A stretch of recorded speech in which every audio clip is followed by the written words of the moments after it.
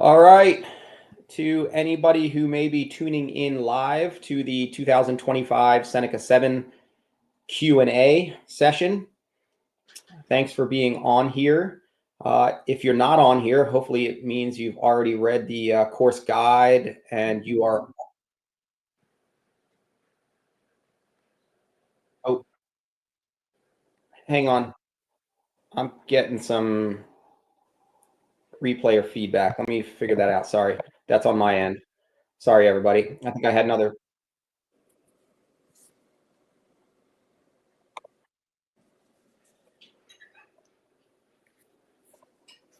All right.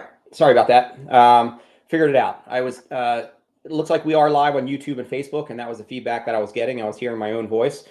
So there are, I think, 15 or 16 of you out there at the moment. So thank you for joining us live here for the Q&A session. It's streaming live on Facebook and YouTube. If you have comments or questions, you can put them into the feed on either Facebook or YouTube, and it should come through. Chris Henderson, our awesome PR dude, is also on the back end monitoring the channel. So if something doesn't come through, he'll try to send a plug our way. But I was saying, if you're not on here and maybe you're catching this later, hopefully it means you've read the course guide, cruised through the websites, and have everything down pat. We have some basic questions or concepts that we can lead in with. But if you are out there listening live and you might have some questions or comments, feel free to post them in there now to either Facebook or YouTube, and hopefully we'll see them come through and try to catch them.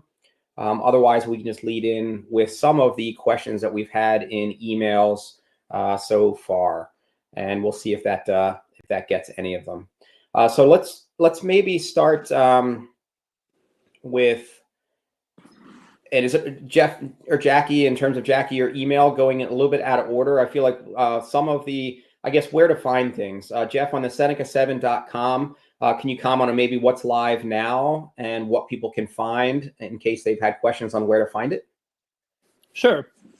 The two main things that you need to make sure that you see before race day, there is the pre-race briefing, which we recorded last week, and you can find that right on the front page of the Seneca7 website, linked to, I believe it's YouTube. And that is mandatory viewing for every team. At least one member of your team needs to watch it, and it shouldn't take too long. And then the other thing that you need is the either download or print the course guide, which is a PDF document, which is linked from the website. You should download that before the race, because there is not going to be cell reception, web internet service on the course at all times. So download that, either have it with you on your laptop or mobile device, or print it out before the race, because that is absolutely necessary for you to have, because it will give you the vehicle directions, where to go with your team vehicle, which in a lot of cases is different than where the runner is going. And you'll also find some supporting information on the website if you want to find GPX files for either the vehicles or the runners, if you want to know where the bathrooms are. And there's also a course map that you can look at that would allow you to the course map shows the runner directions, the runner path, if you want to be able to find where you are on the course during the day. So go to the Seneca7 website, go to the Red Newt Racing website. Both of those have the printable, downloadable course guide, and both of those have a link to the pre-race briefing. Cool. And how about on there also, there have been a couple questions on people finding what waves they're in at the moment. The start waves have been posted. You'll find that on the participant list, which is linked from the front page of the Seneca7 website. Ian, you also have a link to that on the Red Newt Racing. So there's a link from the Red Newt Racing site as well. So just look for the participant list and you'll see your start wave. The first wave is at 5:45 in the morning. Last wave is at 9:15. They're not strictly ordered by pace or speed. So make sure that you find that before Sunday morning and know when you're starting. And I think sorry, I was just Go going ahead, to Jack. say No, a you're good, note Jackie. on Go ahead. note on the start waves. We've definitely gotten a lot of questions with people trying to figure out who are returning to the race, why they might be in a different start wave this year than they were in years past. And I've been trying to explain, I think we're all trying to explain to people that we do the start waves in a way that is supposed to ease congestion on the course, but give everybody a chance to make it prior to any of the cutoffs based on their estimated pace. So the only time people are going to run into trouble with regard to the cutoffs would be if their estimated pace is not correct. So we did put out several emails reminding people to try to get that estimate as close as possible. But if people have had a substitution or if that pace is way off, now is the time to correct it because we've kind of locked in those start waves. And if people are running a lot faster or a lot slower, it throws off the volunteers, it throws off the other runners, and doesn't necessarily get things ready at the finish line in time. And there was maybe one email with a team who was concerned about hitting the 10:30, which is the slowest of the, I think, time projection options. And we are mandated by the state and permitting to be in really before sunset, and it just creates other issues if we're not. And that's just set at the longest berth that we have to be out on course. So that is a time for those that feel like riding that 10:30 pace threshold. It is something we'll just need you to really just go after, to do the best you can, stay on it. And if you can hit it, which you all will, awesome. If you can't, there'll be the couple checkpoints where if you're behind, we will have to pull you just because it, by that point, chances are you wouldn't be able to make up that amount of time for what's left. So that's why we do have the 10:30 as that slowest wave for those who had that question.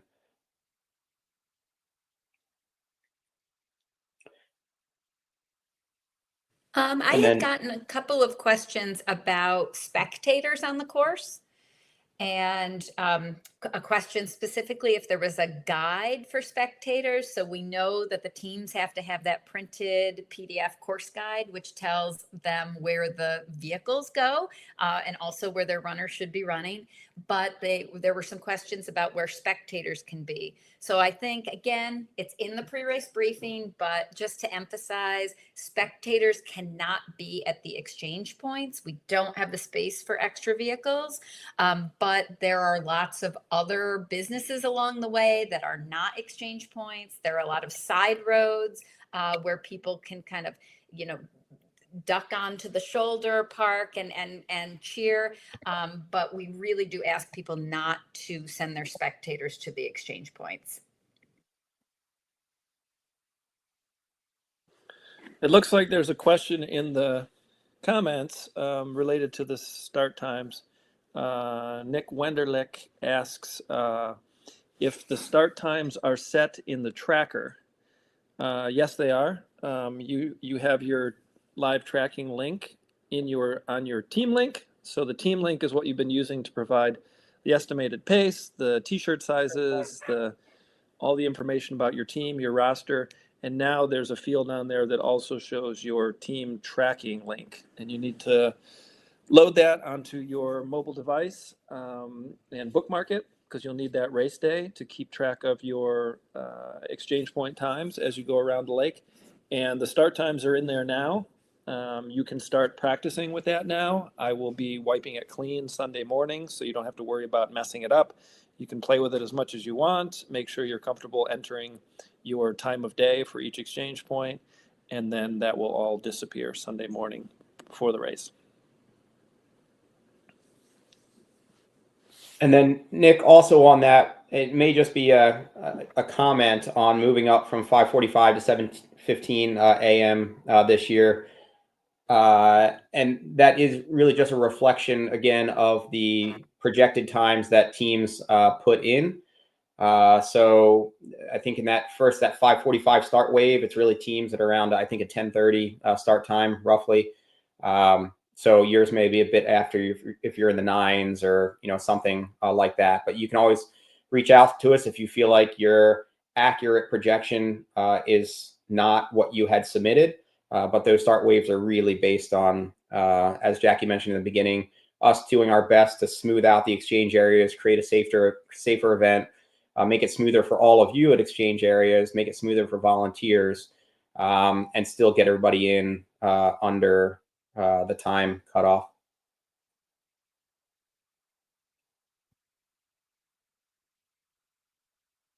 On that, Jeff, you had commented in some of these, my apologies if something was covered and I was on the back end considering something else or a response and then missed an answer or something that was mentioned. So I apologize in advance if that happens. But Jeff, as you were talking about the team links and as it was maybe a question that came in before, do we need to list our runner order in the team link, or can that get mixed up? Or Yeah, that's a good question.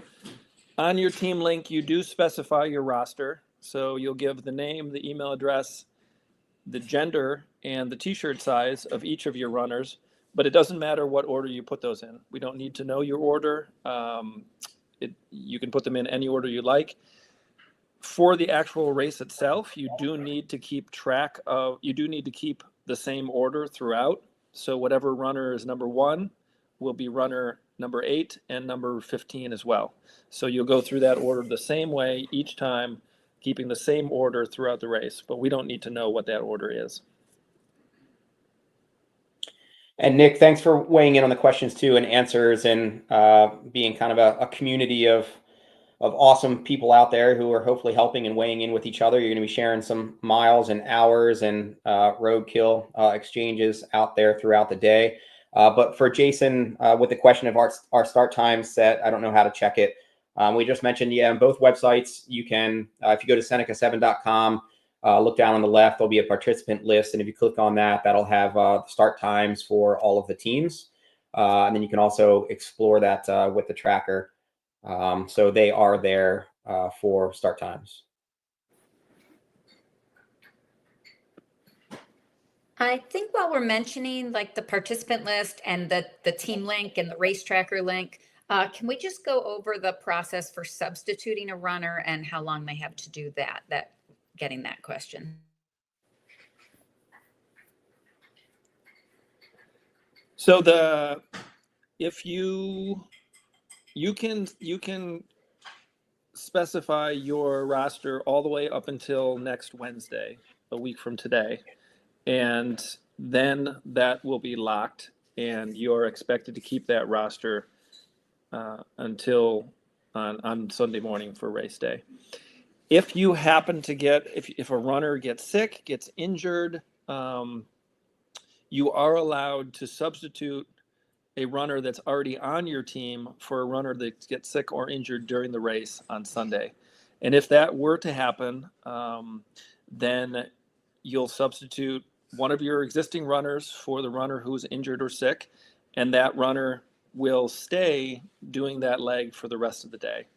So if runner number 1 needs to jump in and do leg 3 as well, then that runner will do leg 3, leg 10, and leg 17 as well during the day.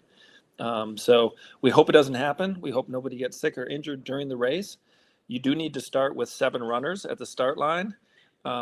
If somebody gets sick or injured between Wednesday and Sunday, unfortunately, talk to us. But generally speaking, you need to have 7 on the start line for Sunday morning. So don't go skiing between Wednesday and Sunday. Don't do anything dangerous. Stay away, keep your mask on, stay away from COVID people, and then you should be set for Sunday morning. And I think just a logistical question about runner swaps leading up to Wednesday, just so people know, you don't have to remove the waiver signature of the person you're swapping out. That is like an additive process. So if you have a new runner coming in and joining your team and replacing somebody else, you can just get them the waiver link and it will be added and we'll be able to see that that person has signed. You don't have to worry about on the back end trying to remove them or anything. Yeah, and you might be wondering, where do I find this waiver link? It's might be a little bit difficult if you're a first timer. If you go to your team link and go scroll all the way to the bottom, you'll find a little pencil icon. And if you click on that, it'll take you to the waiver page. And that'll show you all the teammates that have already signed the waiver. And it will also give you a link to send to your teammates so that they can sign it. So if you've got 7, you're good to go. If you don't have 7, you're going to be getting an email from me sometime in the next few days reminding you that you'll need 7. So we do need 7 signatures on that link in order for you to start on race day. And I think another common question about that information that's on the team link has to do with t-shirts. So it is the captain's job, who's managing that team link, to enter in the preferred shirt size for all your team members. Those fields were locked on April 7th. So if your captain missed it, didn't see the emails, wasn't checking the website, the Facebook page, the multiple messages that went out, and missed it, or if you do have a runner who subs in since that date, they are not out of luck. We can, at packet pickup, you will get the shirts that your captain locked in on April 7th. We will then have an exchange table both at packet pickup on Saturday and also after the race Sunday afternoon at the Welcome Center, so that you can take your ill-fitting shirt and swap it out for the one you want, depending on supply. And also if your team didn't specify or was short a shirt because you had a runner that you were waiting on for the last minute, we will have a list. So anybody who didn't get a full complement of 7 shirts will be able to pick up the remaining shirts, the stragglers, from that table. Again, that's going to depend on what we have in terms of supply. But for the most part, I think we'll be able to accommodate everybody's needs.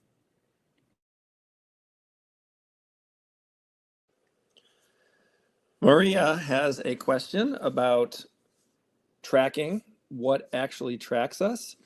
She would like to know, Marie, is it a bib with a chip on it or something else? So one of your bibs will have a chip on it, and that is only used at the finish line. So runner number 7 needs to have that bib number and needs to have it out of their pocket and on their body as you run across the finish line on Sunday evening. During the day, during the race, you are going to self-report your arrival time at each exchange point. So when you arrive at exchange number 1, you might get there at 7:13 a.m. And that is what you will put into your tracking link. It's the time of day. You can also include seconds if you want to be more explicit. And then the post-race splits will be more accurate, but you don't have to include seconds if you don't want to. So the team tracking is necessary during the day and required. If you don't do it, you won't get finisher medals, and you may or may not get a phone call from Jackie during the day on the course. But the actual bib number with the timing chip will not be needed until you come across the finish line at the end of the day. Timothy says, so to add ourselves to the map, should each runner be doing this in real time when they reach the exchange point? No, you don't need to do it in real time. That's a good question. You can put in your arrival time at each exchange point as soon as possible after you make the exchange. So you do need to go in order, so you can't jump around. So when you finish exchange number 1, as soon as you can, when you get back to the van, when you get hold of a cell phone, put in your time, or one of your teammates can put it in for you. We recommend one person on your team being in charge of entering those times for the whole team. It doesn't need to be everybody doing it. Just do it as soon as you can after the exchange. Sometimes you might not have cell coverage. Sometimes you might need to wait a few minutes, but definitely do it before the next exchange because you have to go in order. And Jeff had mentioned entering the times in that they could take seconds, but don't need seconds. One of the changes this year was the tweak to the Samson exchange points, and there were multiple reasons and necessities. And our hope is that that really makes for a much more enjoyable experience in Samson for both entrants as well as the park and park police and everybody kind of involved, where some of them got a little congested. And but there are also reasons why we needed to change Samson. So hopefully it's going to go well. But what it ended up with was a fast kind of half pipe configured 1 mile leg to the Samson leg. And we'll still hope to do some sort of, I think, prize for the Samson mile. Maybe it'll just be the fastest team through there, or maybe we'll come up with something more creative. But for those who maybe want to vie for that, if you could put in that leg maybe in seconds, and I guess to accurately get it, it would have to be those 2 exchange points within Samson in the seconds to maybe get the delta for just a leg. And maybe that's not necessarily the case, and that's what I'm thinking in the moment. But as we're talking about it, if you think about it, add your seconds to the both Samson exchange points in case we can really tease out the fastest Samson miler or something, or slowest to that effect. I do always like to award the slowest, but while we're talking about the Samson exchange, a couple people have sent in questions about the parking at that exchange. The concern being, do they have to park at Exchange South and then somehow shuffle within that mile to the next one? So we're happy to report that no, we have consolidated the parking for both Samson exchanges. They should be accessible with only a little bit of walking for each runner. And we're hoping that that makes it a little easier to navigate Samson. There will be some construction going on, at least that's what's anticipated there. So you'll see a lot of activity at the Samson Exchange, maybe a little less running on the part of the volunteers, but that exchange, we hope, knock on wood, should run pretty smoothly this year.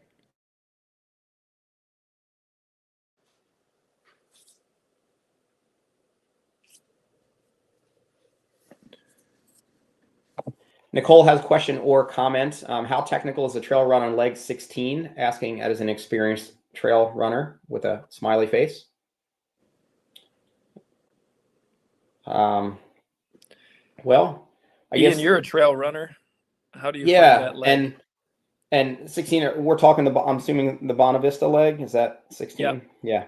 I guess it's a relative concept. So one of the races that I've in the Red Newt lineup that I've put on for years is the Ithaca Half Marathon, and for a few years we would take people through the Ithaca Farmers Market, and we'd, per what the farmers market required us to do, at a certain window, we'd have to bump them out to go through the parking lot because the vendors were setting up along the waterfront trail. And so we went from a smooth kind of paved waterfront trail through just a gravel parking lot, and then back on the other side. And each of those years, without fail, I'd get at least 2 or 3 people that would be all up in arms about the having to go through a gravel parking lot and the technical nature of running through a gravel parking lot. And I don't want to shortchange somebody who's the relativity, I guess, of technical trail running. But to your question, if I were to try to objectify it, it is off-road. There are a couple pieces that do get a little washed out from erosion, where the footing may be a little uneven. There may be some downed, maybe a tree or a sapling. You do have to maybe deviate around the old plow that's in there, and you get some bobbing and weaving. So you do get some uneven terrain, but I wouldn't say it's necessarily overly technical. But with everything, I suppose you could always go 5 feet outside of the designated defined line and make it much more technical if you want. You can for sure bob and weave through some of that forest. You can try to steeplechase over the old plow. You can really have at it, I suppose, in there. So uneven footing, some twists and turns, maybe having to step over something. But that would really be for what, maybe like a half-mile stretch, Jeff and Jackie, roughly. Yeah, that's a wonky leg. That has got just about everything, and it's mostly downhill with kind of a with some twists and turns. That's a good description of it, Ian. So be careful in there. There are some holes that I try to mark on race day. I go through and mark that in the afternoon before you get there. So there's always some surprises. So it's an interesting leg for sure. And Natalie commented, for leg 16, would you consider a video of the route? I know some runners got lost or took a wrong turn and ended up in someone's yard. I think with that one, we do mark with flags a bit more. But the reality is, even if you think you have a course pretty well marked, all it takes is a second to kind of tune out or space out or get to talking to, somebody. And then you just stop kind of paying attention to where there might be flags or following a defined line. So that's always going to be possible out there. I guess that's just the excitement and the risk we all take with doing events, but it's not going to be overmarked. It's not going to be a highway with guardrails out there to keep you on course. You'll still have to pay attention. And if you find yourself lost, I guess I don't know where that would have necessarily been on that leg that ended up in somebody's yard. But if it happens, just try to, spin around, go back the way you came. And if you see somebody else appears to be going off course, just work together and holler and say, hey, maybe you missed a turn or whatever, and work together out there. I like Kaylee's comment. She says that's one of the best legs on the whole course. I tend to agree. It's a fun leg, and you get to see a lot of interesting things on that leg. And if you end up in somebody's yard, you're way off course because there's no neighborhoods in that area. You might end up at Recycle World. You might end up in a little cabin that the Boy Scouts use, but probably not somebody's yard. So I'll try to mark that well for you, but keep in mind that the course is generally sparsely marked for the whole thing. And enjoy that while you have it, teams. It's always on deck is the possibility of that whole area will be purchased and redeveloped. And so I feel like in some ways we could be on borrowed time in there and being able to pass through. So enjoy it while we have it. Timothy has a question. Is it officially settled that the start will be at the Welcome Center? It is, unless the city is unable to get a last piece cleared with the tunnel, which we need to get underneath the roadway there. So yes, it is settled. If something changes and they give us the heads up, then it'll be a last minute shift back. But at least in our meeting with the city a couple weeks ago, they felt pretty confident they'll have it done. And so we are sticking with that as the start. And yes, it does add on a little bit. It would be awesome to be able to stick with what Jeff and Jackie created with the 77.7. Though speaking to the trail concept, not uncommon, I think, to do courses or to have some classic old school races that, say they're a certain distance and they just run long. So, maybe we'll just keep that ruse going where we say it's 77.7, because come on, how many of you have a singular track line? Maybe your math is just wrong on your addition and it actually is 77.7, but it may be a little bit long. But I really do love the concept of a full circular route around Seneca. So we'll see how it goes this year. There's not really another good place where we can trim or clip. We could potentially get rid of the Samson jug handle leg, but then it's not easy to just add another exchange point someplace else. So there's a bunch of things that play into why we're needing to do what we're doing. But hopefully you all enjoy making that full circle. And I think on this question about the start, so yeah, we're excited to be going back to the lakefront, back to our roots where the race began the first time, the year 13 years ago, but really, I guess 15 with the COVID years, 14, 15. But anyway, if it does end up shifting last minute, if the construction to the tunnel is not done yet, which we're hoping that it will be, and it looks like it's on track to be, just so that people who haven't done the race before are aware, The start that we've used the past few years is still on the map. It's still part of what you already see in your course guide for runner one. So it's not like a total relocation or deviation. It would be a really easy shift if needed. But again, we're hoping that that will be done and the barricades will be up and we'll be free to clear that tunnel. Nick asks, do we need to bring candy to the start? Nick, that's never a bad idea, but it's not required this year. Last year we had, in a fit of non-rational thinking, we decided it would be a good idea for all the teams to bring us Starbursts or M&Ms to prove that they watched the pre-race briefing, not thinking that we would end up with a lot of Starbursts and peanut M&Ms. So we're still working through those this year. They have a good shelf life, but no, you don't have to bring candy to the start, Nick, though it doesn't hurt. I do enjoy candy at 5:45 in the morning. And then, Jackie, this might be a question for you. It's a Taylor Swift reference. Clicked for the DOGE Travis Kelce caption.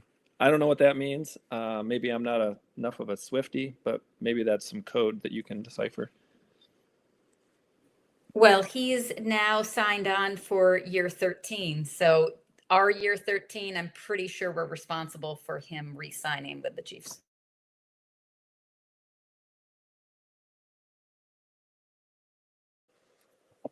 Eric asks, what are your favorite legs for this year's race? Well, I like the off-road one. Ian, do you have a favorite leg on the course? I like that it is variable. When you look at the leg breakdown of climbing and descending, and most of you will end up pretty similar in metrics on the day, all around like that 12, 13 or whatever it is, and a certain amount of climbing and gain. But I like within that there is variability. Like I think my background is trail mountain stuff, and so I haven't done much road running. But where I have in terms of what's just fun, I feel like that leg dropping into Watkins Glen, where it's just this steady, very runnable downhill, is just phenomenal. Like it's so runnable. It can be so fast. Yeah, your legs may feel dead when you get in and you make that left turn, which none of you are going to miss, right there on 4th Street in downtown Watkins Glen. And maybe they're going to feel like lead when you suddenly have a flat 3/4 of a mile into the exchange after running so much downhill. But I think that's awesome. Similarly, on some of the other legs, whether it be coming out of, I don't know, Dresden, or whether it be coming out of Glenora, or where you're coming back up out of Watkins, the ones where it's also the steady climbs, like I think that's just awesome. It's like this steady grind of a climb to really just, I don't know, see what you can do out there and get in that rhythm. And so, yes, I like the trail stuff, and that's fun to hop around and bob and weave and come out there. But I don't know. I think that there's a lot of variability on the course. I mean, there's some swaths where you're just going to be running on a shoulder and fairly unremarkable for, miles, like along the shoulder of the road. But hopefully they're offset for each of you with something that's pretty cool on the course. And so I don't know if that's a very political answer and not giving you an answer. But I feel like I like that there's variability, and I like that there's some descending, and I like there's some ascending, and I think that's all pretty cool. I guess that Samson mile, whoever's doing that for the teams, I think that would be a blast to just do, because it's a pretty good downhill, and then you cross by the marina, and then it's a pretty steady uphill of a grind. So just to do a mile with that type of configuration and metrics, and just a full out blasted mile, I think that would be pretty cool. Jackie, what's your favorite? I would say we have two big waterfalls on the course. There are lots of small waterfalls because, we're in the Finger Lakes, so they're all over. But we have two big waterfalls on the course. One of them, obvious. One of them, every year I have to stand there and yell at people to look to their right and see the big waterfall. And then lots of people stop and take pictures. So I'm not going to give it away and tell people where it is yet. You'll see me out there, I guess, pointing to it as you go. But speaking here, I see Natalie's comment about loving the extra mile coming out of Watkins Glen. That is the leg with the obvious waterfall. So you just get an extra mile to think about it and enjoy having run by it.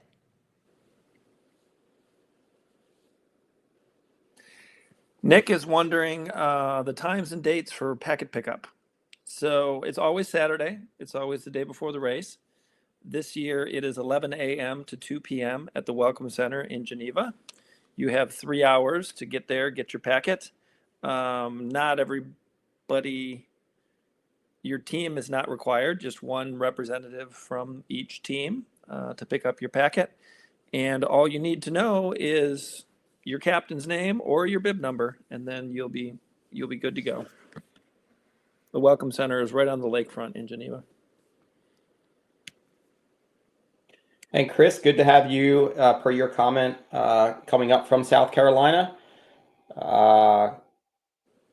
Maybe it's going to be 80 and sunny when you leave, and maybe you're going to get to Geneva and it's going to be about 42 with a hard blowing windy side rain.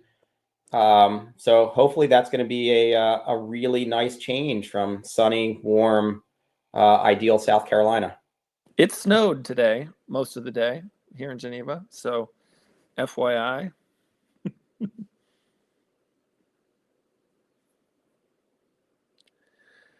Are there any other questions we have not gotten to? Anybody would like to know the answers to?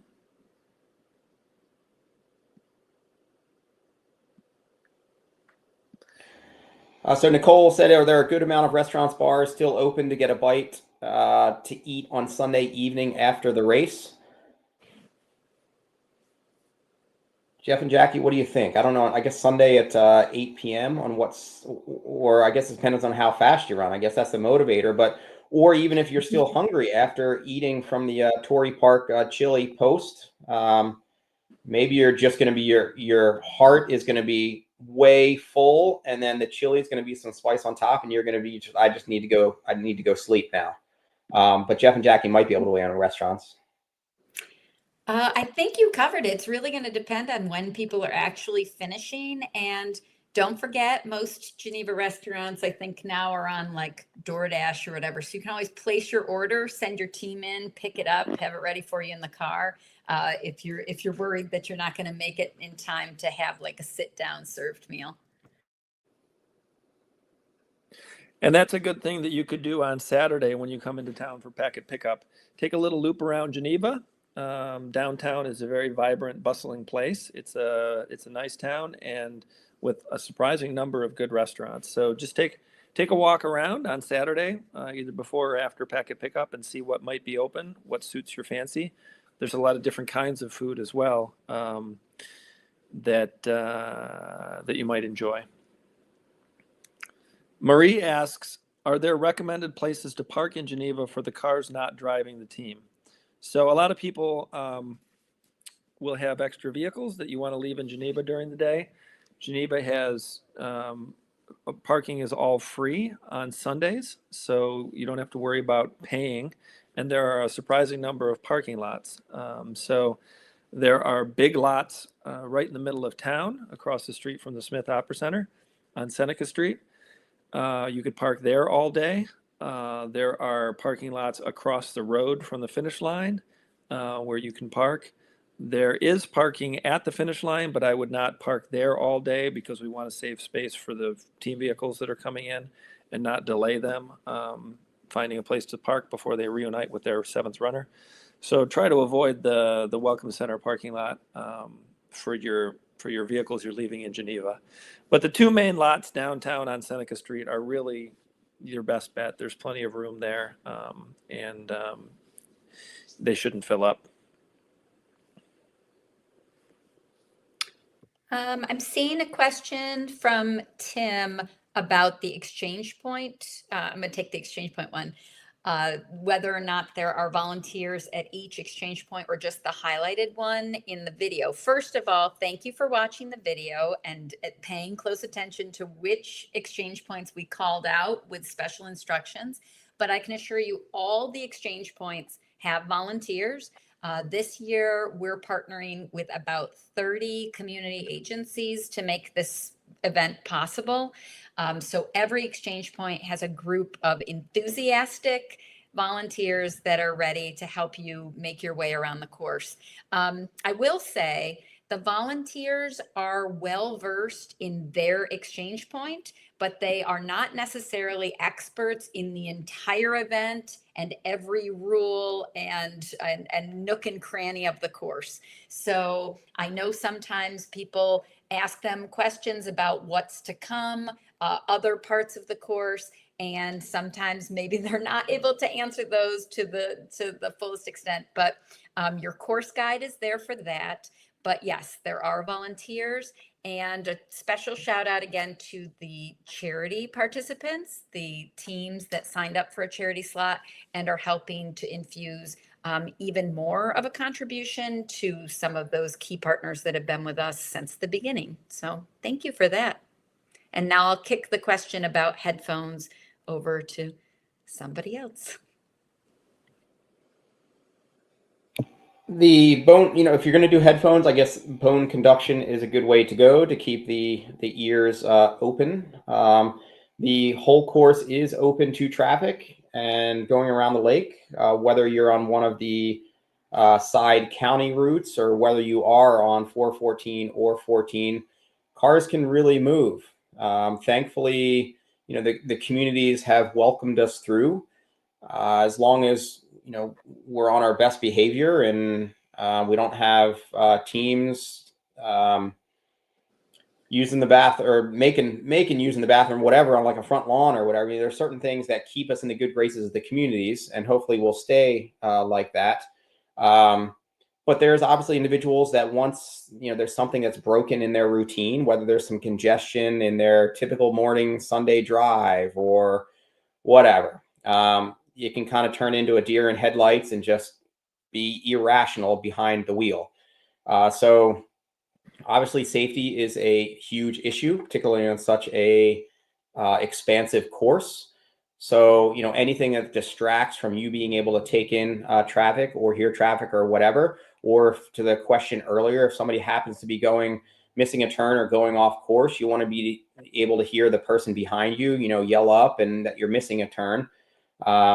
So, it would be great if nobody, felt like they needed to wear their headphones for the few mile legs, but realizing that just doesn't seem possible, that some people just kind of need their music or whatever when they're running. So bone conduction, if you're going to do it, I guess that's a way to do it. If you feel like you can go without music and just take in the surroundings and chat with another fellow runner and get to know somebody out there, there'll be stretches where you're going to be on your own, just out there for miles. But if there's anybody around you, take the time to get to know somebody else are out there, exchange some stories or whatever. And sometimes just having somebody wearing headphones just shuts that communication line down. Like if I see somebody wearing headphones, I'm less inclined to start up a conversation. So I guess you should be mindful of those points, and obviously safety. So ideally, nobody would be wearing headphones. But if you're going to, bone conduction, I guess, would be a safer way to go. There was a question here also on packet pickup from Jason. What happens if we can't get to packet pickup by 2? And Jackie and Jeff, has that been a consistent, have you stuck with a certain policy there over the years? I mean, we've been, oh, sorry, go ahead.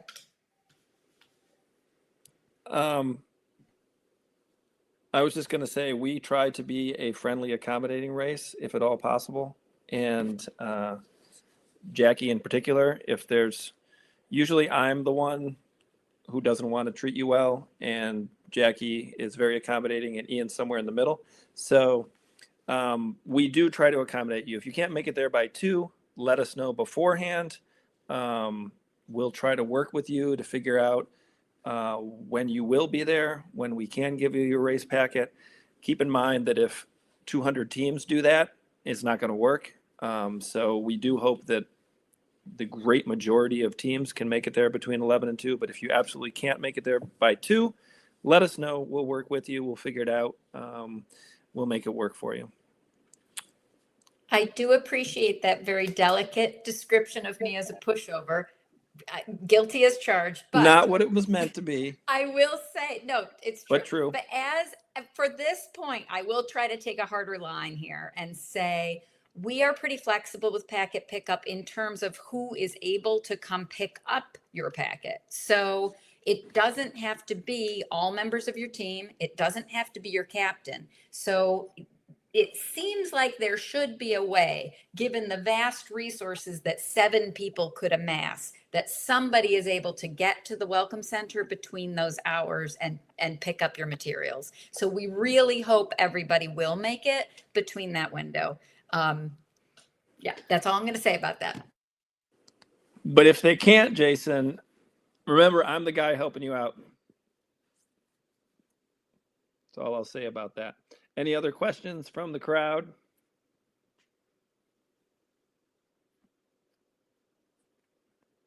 And any for those that are tuning in, there's roughly 50 so of you out there at the moment tuning in. For those returning teams or veterans, are there any you feel like questions that maybe you know the answer to that haven't been mentioned or posted that maybe you learned through experience or you wished would have been asked that haven't been asked?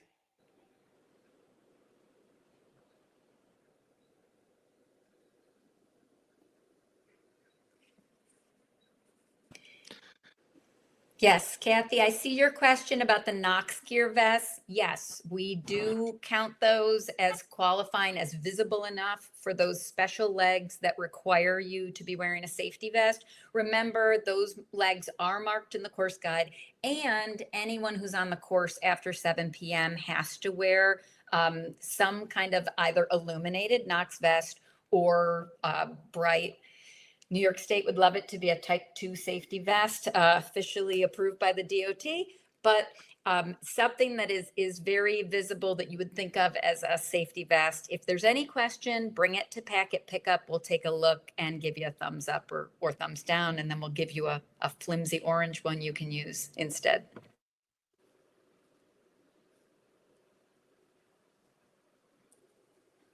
And Nick just mentioned pro tip share location with others on the team helps with planning and tracking your runners. I have another pro tip, which is to have one person who is dedicated to the course guide, either, I mean, it shouldn't be the driver because they shouldn't be reading while they're driving, but someone who's telling the driver consistently what the vehicle directions are, and then having somebody else be your kind of tech guru who's in charge of entering your times in the race tracker. Sometimes, and I think Jeff mentioned this before, everybody on the team tries to enter the time, and then sometimes it skips ahead, and then we have to kind of help you out with it a little bit. So if there could just be one person who's tracking entering people's times, and one person who's making sure your vehicle's going the right way, that would make your time out there all the smoother. And there's always, speaking of the team tracker, there's always somebody who just clicks submit right at the beginning, and they end up running every leg in 10 minutes, and you're at leg 8 before anybody else has arrived at leg 1. We see that, and I delete those, and you're back to square one. So it's not going to work. Don't do it, and you're not going to get your finisher medals. So just be good about it. It's not a lot of work. Just enter your arrival time at East Exchange when you get to it. It'll make our jobs easier, and it will make your life a lot more pleasant as well. And the tip from Becky in the comments, have clothing for all seasons. And for sure, at least from what I've seen of the race, it really can change gears out there seasonally. So really do be packed from, maybe 70 degrees and sunny, and you are just cooked by the time you get to Idle Ridge, or maybe you're, it flips, and before that, and you're coming by Hector, and you get a wall of rain that comes right over, and you're just soaked from there. So for sure, I think having enough gear, and it can change. I think when I've seen, looked at a forecast like 2 days out, it looked a certain way, and then you plan on that, and then 2 days later you get there, suddenly it's like there's just a snap of weather that moves through in the afternoon that just wasn't on the forecast like 2 days prior. There's a couple more comments rolling in about the team tracker. Timothy and Jessica had a very similar pro tip at the same time, which is a really great idea I never thought of. Have somebody take a picture of the exchange when your runners are exchanging, and then you can just look at the picture and the timestamp and put that into your team tracker when you get a chance to do so. That's a really good idea. Thank you for that. A couple people are wondering when the tracker link will be available. It's available now. If you go to your team link, scroll down, you'll see a field that says live tracking link. Click on that or copy it and paste it into your browser and bookmark it, because that's your tracker link. That's the one you'll use race day. It's live now. You can practice, you can play with it. All the times will be wiped out before Sunday, so you're not going to mess anything up. There was a question that was emailed in about water stations or on-course support. So just a reminder to everybody, this is a self-supported race. You are traveling around the lake, followed by a vehicle of teammates. So we are expecting that you are carrying the nutrition and hydration that you need for the race. There are plenty of places off course where you can stop and refill. There are, Watkins Glen has stores, Geneva has stores. There are gas stations and mini marts kind of very close by, if not right on the course, that you can stop at.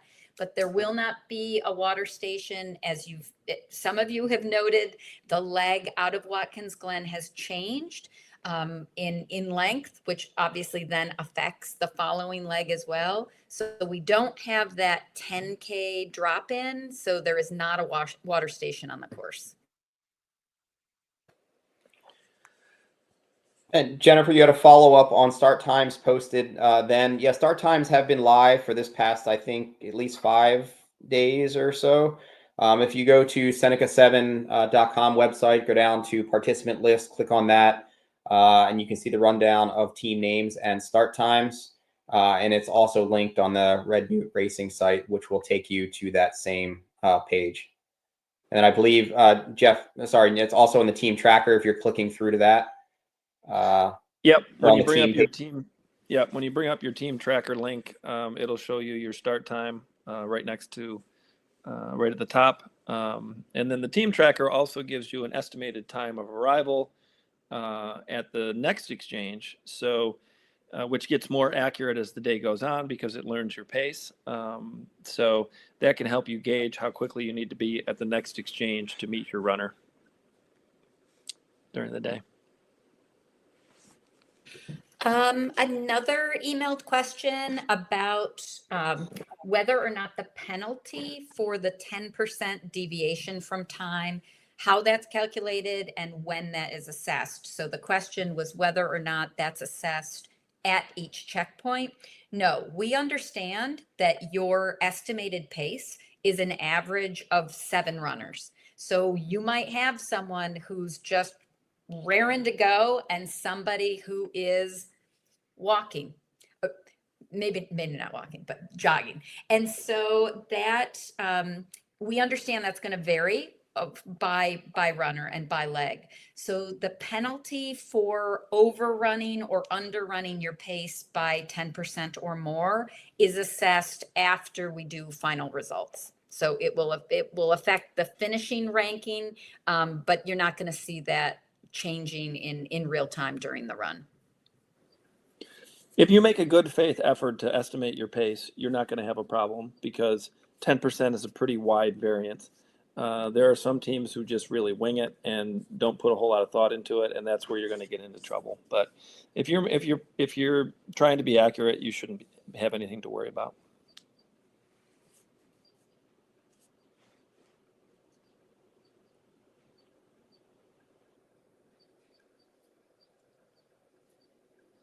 All right. So unless anybody else on the line out there wants to plug in with any questions or comments, we can try to wrap it up here. Always feel free to email us other questions that maybe haven't been answered. But if you could just check over the Seneca7.com website or the Red Newt Racing /Seneca7 websites and see if you can find the information first. Just because, there's a good chance that it might be there. But we're here to field your questions afterward as well. We're stoked. There's so many of you that are return teams. It's awesome to have you all back. And we're really, I think, looking forward to it. Jeff or Jackie or Chris on the back end, you guys want to add anything? I'm just excited to see everybody next weekend. It's going to be a beautiful day, and you can also bring your questions to Packet Pickup. We'll be there as well if you have any last-minute questions. Cool. All right. Well, I will end the live stream here, and we'll catch up with you, if not in between, in just over a week. So thanks for being on tonight. Thanks for watching the briefing. Thanks for downloading the course guide, and we will see you in short order. So see ya.